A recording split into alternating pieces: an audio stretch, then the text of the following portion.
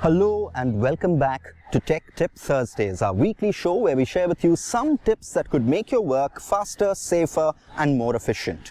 We've talked about a whole bunch of things on the show, but this one is especially for you teachers out there. I think it's safe to say that particularly in the last 2 years, all of us have become a lot more reliant on PPTs than we used to be, whether it's for our online classes or even for our in-person classes. But can I just say that there are two massive problems with using PPTs to explain anything. One, they're very limited. And two, they're really boring. Now, let me try and explain to you why I say these two things. First, let's begin by talking about why I say that PPTs are very limited.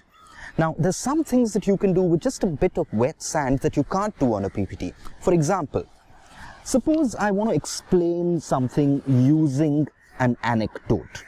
I can easily make figures. I can call this person A, I can call this person B. I say something happens between the two of them. I can make simple diagrams. I can annotate as I go along. But all of this is really tough to do on a PPT.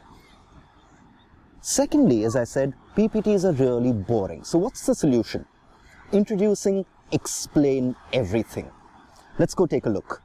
An Explain Everything project is like a whiteboard on which you can embed all sorts of content and work with it. So as you might be able to make out, I've got some images here, I've got some text here, and a whole lot more. I can pick up a particular piece of content like this image, move it around, zoom in and out to draw attention to it, but that's not all. I can even annotate it as I go along. So if I want people to focus on a particular part of the image or point out something, I can do that. Now, this is fun to do with images and it might be very useful, but as you might be able to imagine, this is particularly useful when working with text. Now, suppose there's a passage and I want people to focus on a particular portion of that. I want to annotate something. I want to point out something. I can do all of that in real time. You can do that with chunks of text, but what if you want to talk about some portion of a lengthier text? In a PPT, you might have had to extract small portions and cram it into a PPT slide, but then you lose all context. With Explain Everything, you can import an entire file like a PDF and talk about particular portions of that in context. Amazing, isn't it? But that's not nearly the tip of the iceberg. There's all sorts of other content that you can work with on Explain Everything. Let me show you a look. Now, suppose I want to work with a video. I want my students or my audience to watch a video. I can import it into Explain Everything, show the video as I go along. Not just that. Suppose there's a particular portion of the video and I want people to focus on a specific aspect of it. Just as I could do with images and text and so on, I can even annotate on top of a video.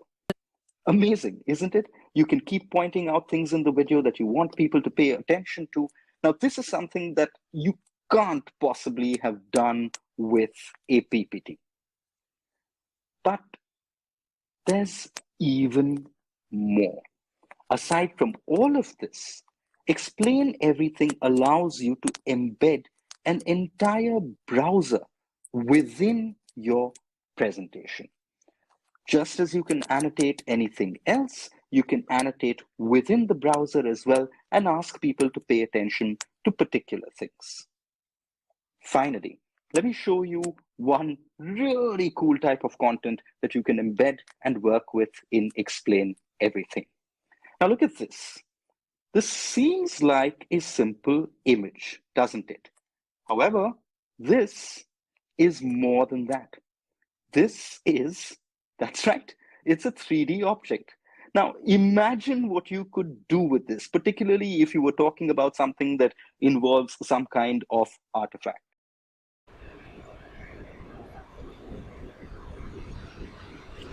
Brilliant, isn't it?